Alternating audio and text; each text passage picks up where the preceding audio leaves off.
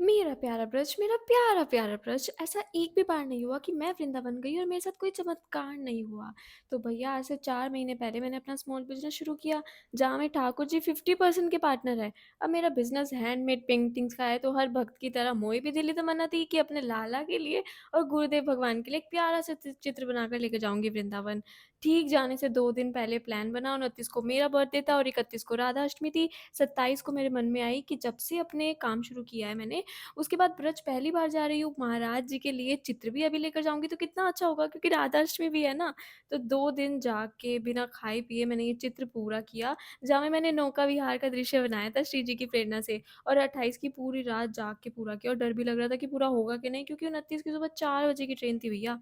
अब रात में 3 बजे हम रूम से निकले, प्यारे गुरुदेव के दर्शन करने के लिए। जैसे ही निकले इतनी तेज़ बारिश आ गई, जैसे ही टमटम पकड़ के पहुँचे जैसे-तैसे परिक्रमा मार्ग, और वहाँ से फिर पदयात्रा करते-करते पहुँचे हम केली कुंज के पास।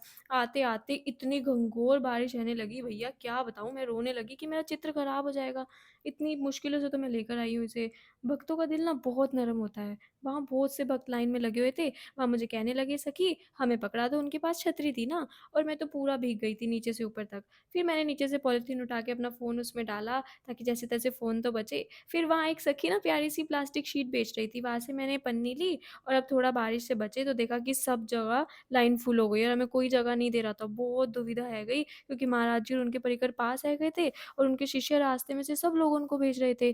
भैया श्री जी की कृपा भई कि एक लड़के ने हमें अपनी लाइन में पीछे लगा दिया। अब मैं छोटी-सी, नेक-सी, कहाँ दिखता इतनी पीछे से।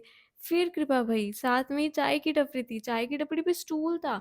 मैं वहाँ स्टूल पे चढ़ गई भैया, घंघोर बारिश है रही, बादल गरज रहे हैं, आसमान नीला और जामुनी है गया।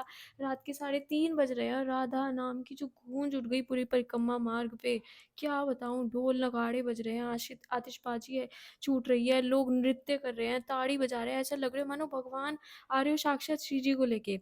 और फिर झलक दिखती है महाराज जी की। ना जाने क्या है क्या तमोए, चित्र भी एक साइड रख दिया और स्टूल पे ही कूदने लगी, नृत्य करने लगी। यकीन मानो ऐसा अद्भुत दृश्य कभी ना देखा था मैंने इससे पहले।